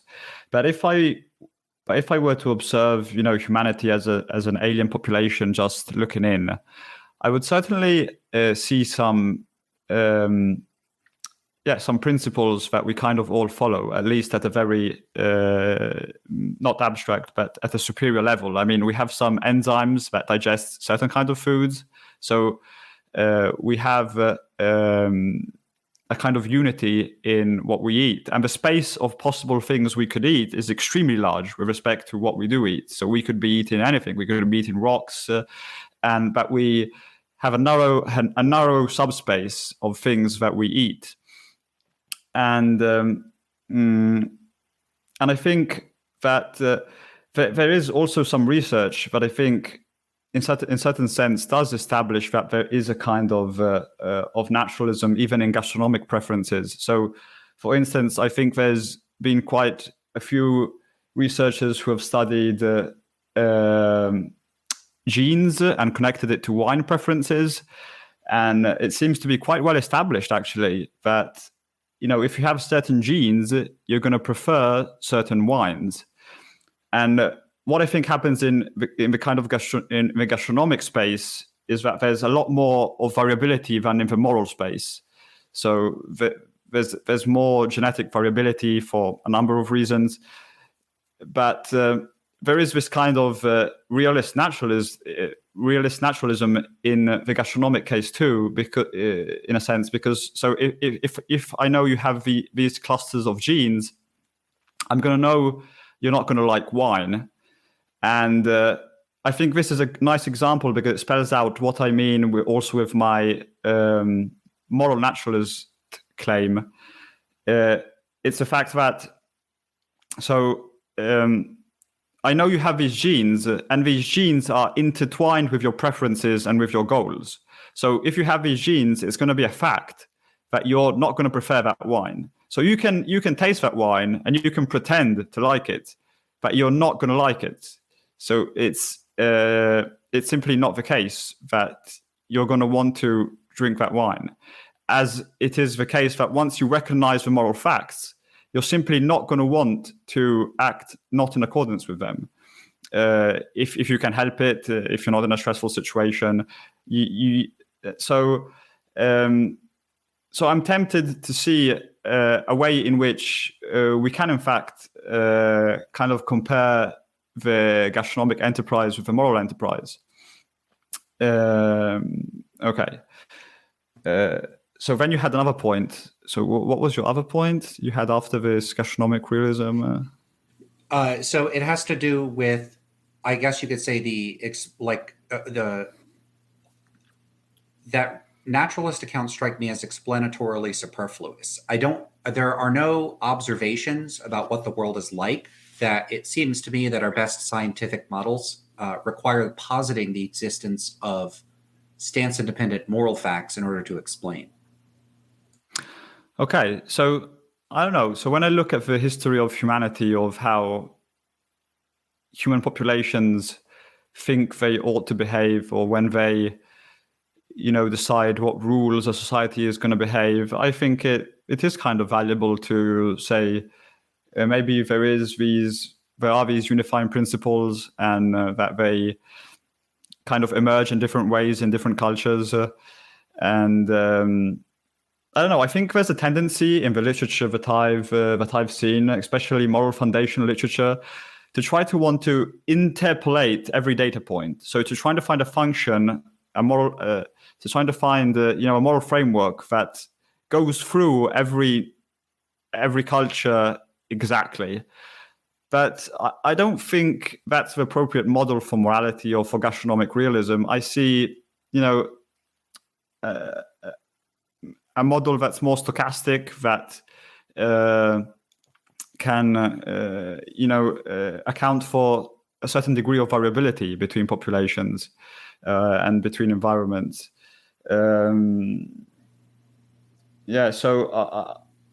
I don't know why don't you find it appealing to have a model of morality, of how humans tend to think about what is good and what is bad? Okay, not morality. Let's say normativity. Let's say normativity because we moved off from morality before. So I'm not denying that we could have a model of how people think about normativity. But I mean, one, like we'd actually need to do the empirical research to do that well. But two, at what point in that model do we need to posit that there are stance-independent normative facts in order to account for people's judgments? So like, let's just suppose, for instance, that when people went around making moral judgments, that they imagined that there are stance-independent moral facts. And so when a person said murder is wrong, that person actually was committed to some type of realist account. And what that person meant to say is they meant to say there are stance-independent moral facts, and when I say murder is wrong, what I mean is that this action would be inconsistent with those facts. Let's just suppose everyone spoke this way. Okay, I'd still want to know why I should think that there are such facts. So like, why think that there are? Well, like, I don't need those facts to account for this person's behavior. I could just appeal to some type of error theory. And if there's any particular observations that we have that error theory couldn't account for, I'd want to know what they were. And I don't think that realists would be able to give a good account of what they were. So there's nothing about people's normative judgments or their metaethical judgments, if ordinary people like non-philosophers even make the metaethical judgments with any degree of frequency. At what point would I need to say that there are stance-independent moral facts in order to account for anything? Because when a person goes around saying murder is wrong, I could account for their attitudes, their preferences, their judgments, their beliefs about what's true and false, their emotional states, their cognitive states. At what point, what can I not explain as an anti-realist? As far as I can tell. Okay, but so when I say that when let's say the research, as it seems, points out that certain clusters of genes are associated with the fact that you like wine or not, wouldn't you say that's a gastronomic fact? Like, wouldn't you say that's... Of course, it's a gastronomic fact, but the gastronomic anti-realist doesn't deny that there are gastronomic facts. They deny that there are first-order gastronomic propositional claims that are true in a stance-independent way. That's what they would deny. So what they would deny is that, for instance, chocolate is delicious independent of how it tastes to anybody or independent of any standards of evaluation. That's what they would deny. Yeah. Okay, so I get it. Yeah. Of course, it's gastronomic facts. Yeah. So, and of course, like here would be a mundane moral fact. There's a moral fact that lots of people think murder's wrong. Like that's true. That's a moral fact. That doesn't mean I'm a realist. Mm-hmm. Yes. So perhaps I'm still an anti-realist then, in the sense that, I don't know. It just seems to me that, for example, when I say that these clusters of genes are associated with the fact that you like wine, I would classify that just distinctively, maybe I'm wrong, as actually a gastronomic fact that is mind independent, in the sense that it is independent of what you think about if you like wine or not. Maybe you never taste wine in your life and you think, I'm going to love this wine, but it's independent of what you think, that if you have these genes, you're going to like it or not. So in that sense, it strikes me as a mind independent fact. But perhaps I'm just muddling notation now. Yeah, so that's mind independent in a sense that is not a threat to anti-realism. So an anti-realist can also agree it is a mind independent fact that murder tends to reduce well-being. That actually is true. But then there would be this question of why we should consider that to be a moral fact.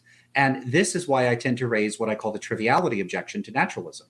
In principle, and you do get naturalists that do this. There are naturalists that offer what they would say are revisionary accounts, or they're engaged in conceptual engineering, and they would just say, look, I'm just stipulating that what I mean by a moral fact just is a fact that reduces well-being. Well, in that sense, trivially, I'm a moral realist. But these arguments strike me as very similar to if you're an atheist and you say I don't believe in God, and someone goes, well, I define God as ultimate purpose. Do you have an ultimate purpose in life? And you're like, yeah. And then you believe in God. So there's a way of just doing this kind of a this kind of prestidigitation with words where you say, I'm going to use this word to refer to this thing. This thing exists, therefore the word that I'm using to refer to is true. And that to me is exactly the kind of thing I dislike about a lot of analytic philosophy, is what I take to be word games. And if someone is explicit about those revisionary accounts, it's good that they're being explicit about it and they're not trying to pull a trick in the sense of actually tricking people. But I think that the net effect in those cases it ends up being these sort of trivial accounts. So, but that's answering a somewhat different concern. In this case, it is a stance-independent fact that certain sorts of causal factors are related to the kinds of preferences and attitudes that people have. It's true, for instance, if someone has a gene that predisposes them to find cilantro to be tasty, to taste like soap, that on average, people that find it to taste that way are going to be more likely to dislike it than someone that doesn't have the gene. So there's those kind of factors. There's also factors like, for instance, if a person, when they're young and they eat something and they get very sick, they can acquire, if not a permanent, then a very difficult to overcome nausea if they try to eat that food. So there's a variety of causal factors that influence our taste preferences. And the fact that, if it's a fact that I once ate, a piece of chocolate cake and I got violently ill and now I don't like chocolate cake, it's a fact that I don't like it for that reason. And that's true independent of my preferences or values. But that's not the sense in which an anti-realist is denying that there are stance-independent, or you could say mind-independent facts. What the anti-realist is denying is that there are facts about whether the food is good or bad that are made true by some considerations other than my goal, other than my preferences. In these cases, what you're describing are causal facts that are true in a stance-independent way about what has caused me to have certain kinds of preferences. But the fact that I dislike or like the particular food in question is still, in a certain sense, only true or false insofar as I actually like it or dislike it. And so in that respect, the gastronomic features of my gastronomic judgments are still, in a certain sense, beholden to and dependent on my stances. So all the genes in the world that are supposed to predispose me to find chocolate to be disgusting, for instance, if I don't know, it's the distant future and we add cybernetic apparatuses to me that change my experience of eating the food, or I get some brain alteration or something, and now when I taste it, it's deeply enjoyable. Those genes, now it tastes good to me. So too bad for the genes. In that case, it's in those cases, it's always my preferences that's doing the work there. When I'm saying that the chocolate cake is tasty, I'm telling you that it tastes good according to my goals, preferences, desires, that sort of thing, like from my stance. And I think that the same could be said about moral considerations. I don't even know what it would mean for something to be morally good or bad in a way that isn't relativized to standards or preferences. To me, it would strike me as profoundly strange for someone to tell me that actions are morally wrong if it had nothing to do with if it wasn't reducible to considerations from any particular point of view. And that's because I see that language as evaluative. It's like saying, I often make this comparison to say that something is morally good or bad, but not in a way reducible to a point of view or a standard or a stance, is kind of like saying something is tasty independent of how it tastes. I don't even know what that would mean. Now, someone can take that type of evaluative claim and say, well, by this evaluative claim, I just mean a descriptive claim. I just mean that this action reduces well-being, and that's true independent of how anybody's evaluation of it is.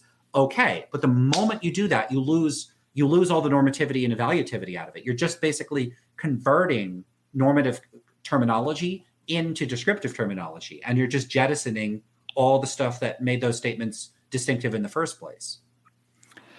Yeah. Okay. So I see. I see a lot of value in a reforming definition.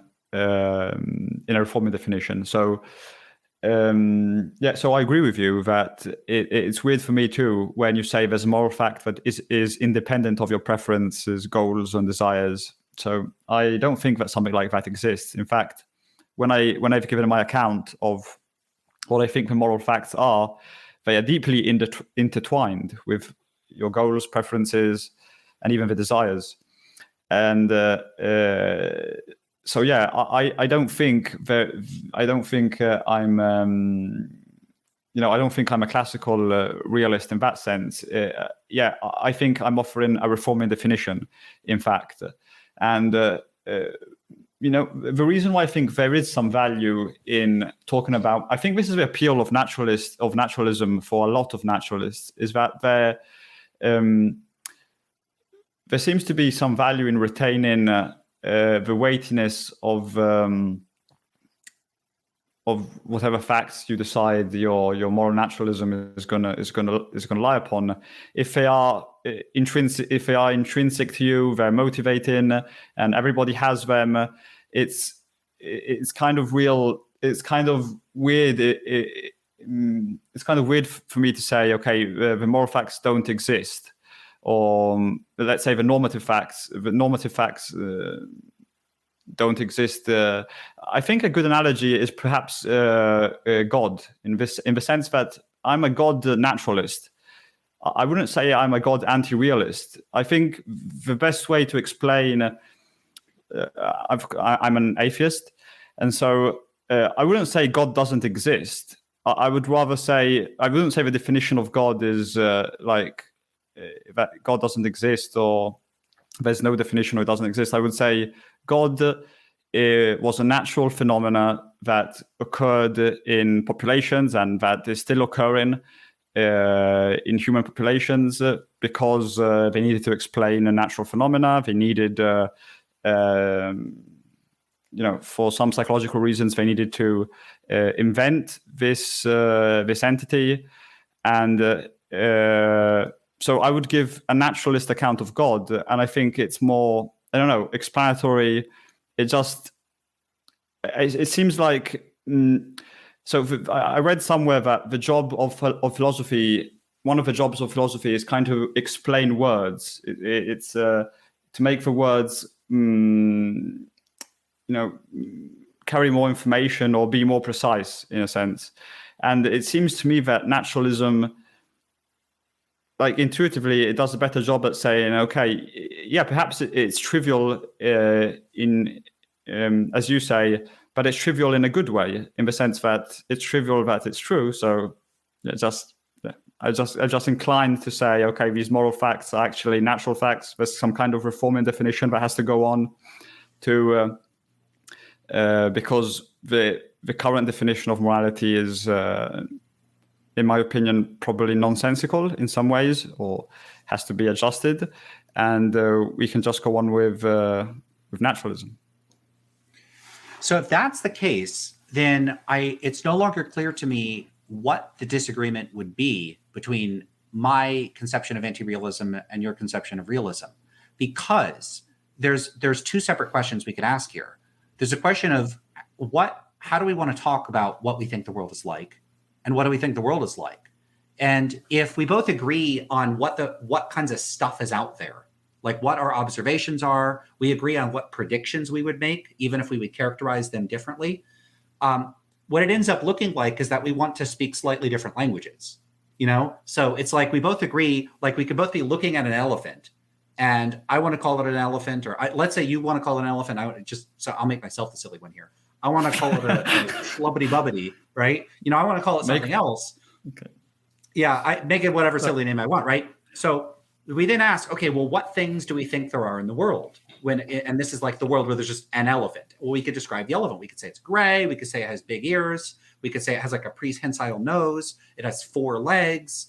It's facing to the left currently. Oh, look, it just turned to the right. So like from our points of view, let's say we're looking at it from the same angle. And so we could agree on all of our observations. And then let's say we study the elephant's behavior, and then we could both agree on the model of its psychology, and then we can make predictions about it. And it's like everything is the same. Our model of the elephant is identical, but I want to call it one thing and you want to call it another.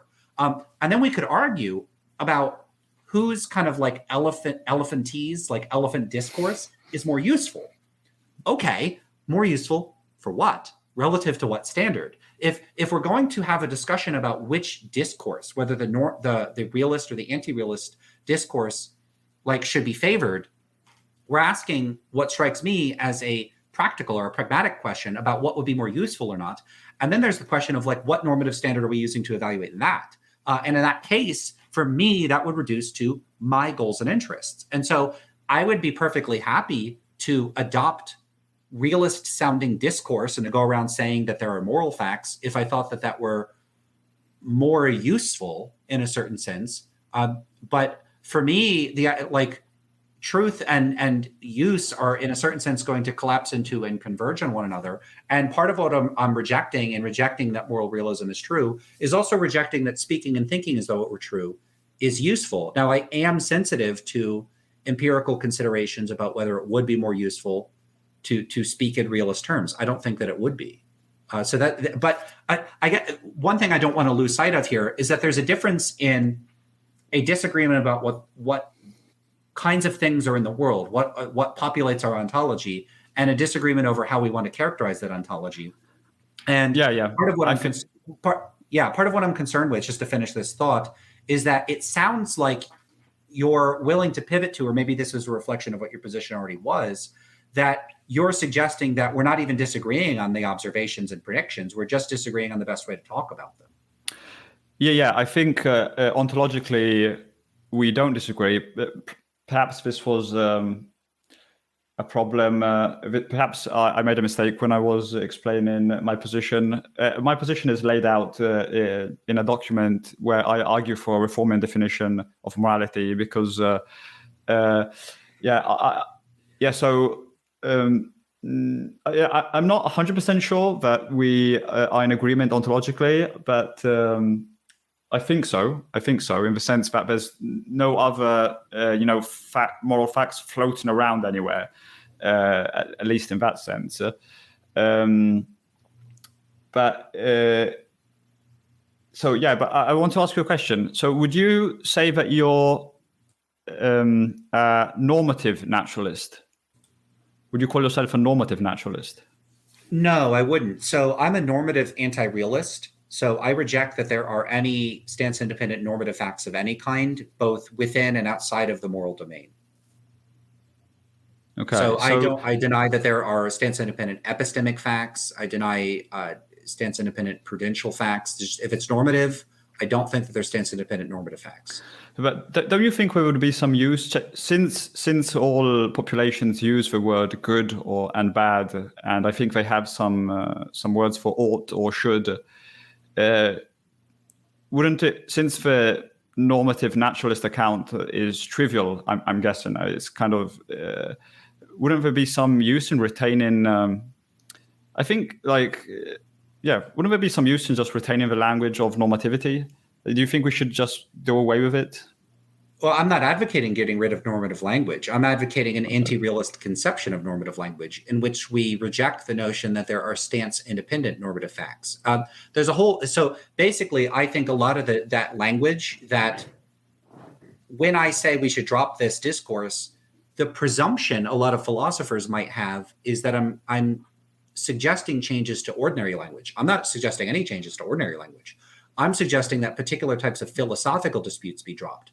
I am a quietist about these issues, and I tend to think that critics like Wittgenstein and ordinary language philosophers got much of their criticism of analytic philosophy correct. So very roughly, the problem here is that I think that philosophers, contemporary analytic philosophers, on my view, have a mistaken conception of how language and concepts work. And they rely on what I think are extremely faulty methods for coming to their conclusions. And a big part of that is what I take to be the conceptual analysis of toy sentences. So what I think that a lot of philosophers do, analytic philosophers, is they will take what they take to be exemplars or examples of ordinary language.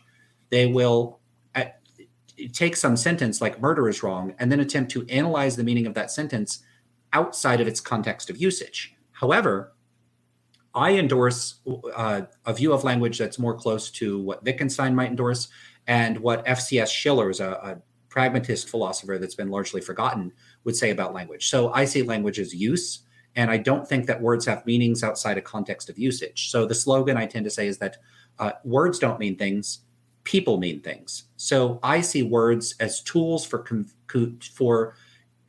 expressing the communicative intent of the speaker. And the words have literally no meaning in any sense. But if we're going to talk about words having meaning, I'd say that the words have meaning in a context of usage. I would prefer to say that the words are used to express meaning, and that meaning is better understood as the communicative intent of the speaker or the writer or whoever's using the language. So the language is a tool for expressing the attitudes of some person.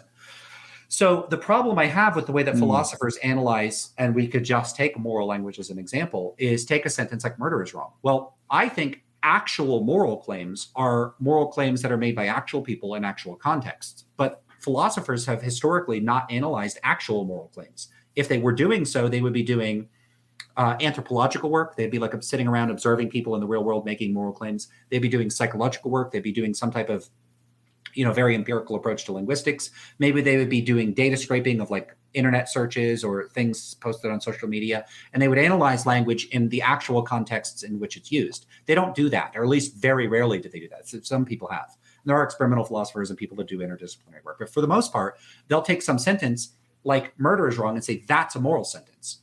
I don't consider that to be a moral sentence. I take that to be a possible sentence. That's a sentence someone could use to express a moral attitude. But when we just say consider the sentence murder is wrong, no one's using it, and it's not appearing in any context, and so it doesn't have any meaning any more than random symbols would be a written language. There's just random symbols. So that sentence has atypical meaning when a person would use it. But what philosophers do is they take it out of its context of usage, and then they try to analyze its meaning outside that context of usage by appealing to their own judgments about that. And that's why I say, sorry, you would consider it a normative statement, though.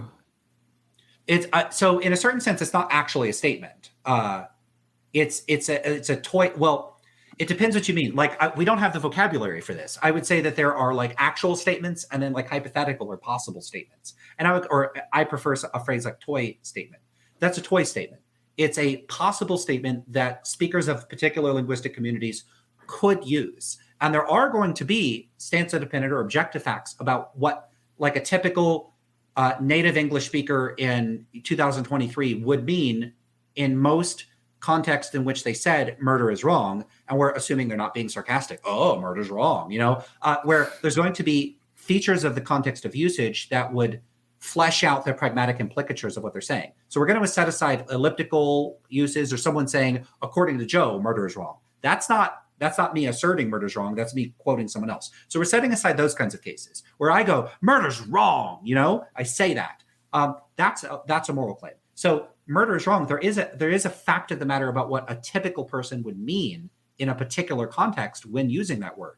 But there isn't a fact of the matter about what that sentence means, murder is wrong, independent of some specifiable context. It just literally it doesn't have a meaning because there's no communicative intent once you extract it from the context. So part of my concern is that philosophers historically have analyzed these sorts of sentences and then come up with accounts of the meaning of these sentences, but I don't think the sentences mean anything. I think there are facts about the communicative intent of speakers. So philosophers then come up with all these accounts of what people mean based on this analysis of toy sentences that I think are hollow and are empty of meaning. And in many cases, they're either doing bad empirical research, they're doing armchair psychology, where they're speculating about what other people do mean by these words, in which case I think that they're doing, it's like if I speculated about how people behave by thinking of experiences. Oh yeah, I'd say about 70% of people lie to me, so it's pretty common for people to lie. Humans are generally dishonest. That is garbage, empirically speaking, compared to actually doing empirical research on how frequently people lie. So if philosophers are making empirical claims or doing empirical work when they're doing this, they're doing something that's very bad. It's not a good practice for the task. That's like, holding your arm out in the air instead of using a thermometer in order to gauge what the temperature is. It's just it's not a good way to do it. If they're not doing empirical work, then I don't know what the hell they're doing. I don't know what they're doing. What are they giving an account of? It's probably predicated on some conception of language that I don't accept. So when I'm being asked questions about whether I would endorse some sort of account of normativity, I'm not entirely sure what I'm being asked. In fact, in saying all this, I've kind of lost sight of what what was the question? I'm sorry.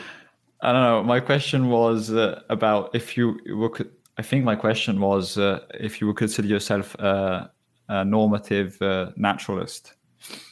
Okay. So what? I guess I would just have to ask, what is a normative naturalist? Oh, now I remember. Okay, so All right. Sorry. I go on spiels and I forget where I was going. Okay, so I had more things to say about this. All right. So the reason why I want to reject a lot of this discourse that I'm talking about is that when philosophers start talking about this sort of thing, they might say, well, okay, I'm a normative naturalist. I believe that there are certain normative facts that are consistent with the natural world or whatever the science is, or they would fit into our best scientific models of the world. There'd be some way they would characterize that. Anyway, I think that they are going to want to import a bunch of claims about the meaning or the presuppositions implicit in normative discourse or normative judgments that I would not be willing to accept. One example of this would be when philosophers talk about normative reasons. So philosophers will say that, okay, well, people have reasons for performing some sorts of actions, and they have normative reasons for performing them. And when you ask them what they mean by that, they might say something, well, the reasons are things that count in favor. And then if I ask them what they mean by that, I hit A. You can't just keep asking me forever to explain what I mean. Certain sorts of concepts are primitive. So I don't think that there are normative reasons. And I don't think that their account of reasons amounts to anything. I think it's literally meaningless. However, I don't think that impinges on ordinary language. So I'm not attributing any kind of error or conceptual confusion to everyday uses of normative language, because I don't think that the stuff that philosophers are imagining are features of ordinary language. So the kinds of things I'm rejecting and saying that we should throw out are what I take to be the mistaken concepts and misuses of language that are emblematic of analytic philosophy, but I don't think that impinges back on ordinary discourse. So if the question is whether we could offer a scientifically respectable account of norms, normative discourse, and normative judgment, absolutely. And I think we should be doing that right now. We should be doing moral psychological research. The problem is that I think there's a disconnect between the empirically and scientifically respectable approach to doing that and what I take philosophers to be doing when they talk about norms. I think they're imagining a bunch of conceptually and explanatorily superfluous baggage that's just a bunch of mangled terminology that we can toss all of it out and we lose basically nothing. Okay, so if I get you correctly, if let's say we do the empirical research and it does come out that cross-culturally we care about our own suffering, we care about the suffering of innocent people, the necessary suffering. We don't know. We seem to, once we understand that other people are able to suffer, or a sentient being is able to suffer, we care about their suffering too. So even if we were to find out that, let's say, there were these principles that, by virtue of our biology, we share as humans, it still wouldn't be a naturalist account of morality, according to you. Well, I certainly think we could have natural accounts of morality or of normativity. I'm specifically denying something very particular, which is that there are stance-independent facts about what's morally right or wrong or good or bad. And you could say more generally, normatively right or wrong, good or bad. I think that the non-naturalist accounts are unintelligible. I don't think that the concepts that they're trying to describe are meaningful. And I think that naturalist accounts are trivial in a certain sort of sense. They're failing to deliver that sort of practical cloud or oomph or whatever that non-naturalist accounts have. If they're going to argue that there are moral facts, there are different ways a naturalist might end up construing their account. If they're going to just say that certain types of moral claims as a matter of empirical fact are analytically equivalent to certain sorts of natural facts, one, I don't think they're going to be successful in making that sort of attempt. And two, that does strike me as genuinely not particularly interesting in a certain sense, because it's going to end up just being an empirical theory about how some population uses some sorts of words. If we're going for some sort of natural kind thing, like if we're going to say that there's some non-obvious underlying patterns in normative thought and normative judgment that a good scientific model the best scientific model would include, I'm open to that possibility. And in that sense, there might be some interesting type of account of normativity, of like human norms, that would be interesting and non-obvious. I think it would be misleading and unhelpful to call that an account of, like to say I'm a moral naturalist and that there are substantive, stance-independent moral facts. And again, a lot of this applies to just normativity in general. And part of the reason for that is very similar to my concerns with a lot of other philosophical theories. A large part of it ends up reducing to the historical linguistic baggage of the field. I'm not super thrilled with compatibilist accounts of free will because I still think that they carry with them the residual conflation between compatibilist and non-compatibilist conceptions of free will that carry over this notion that people could have genuine and substantive desert-based responsibility. And I don't think that they can, and I don't think a good compatibilist account should maintain that they do.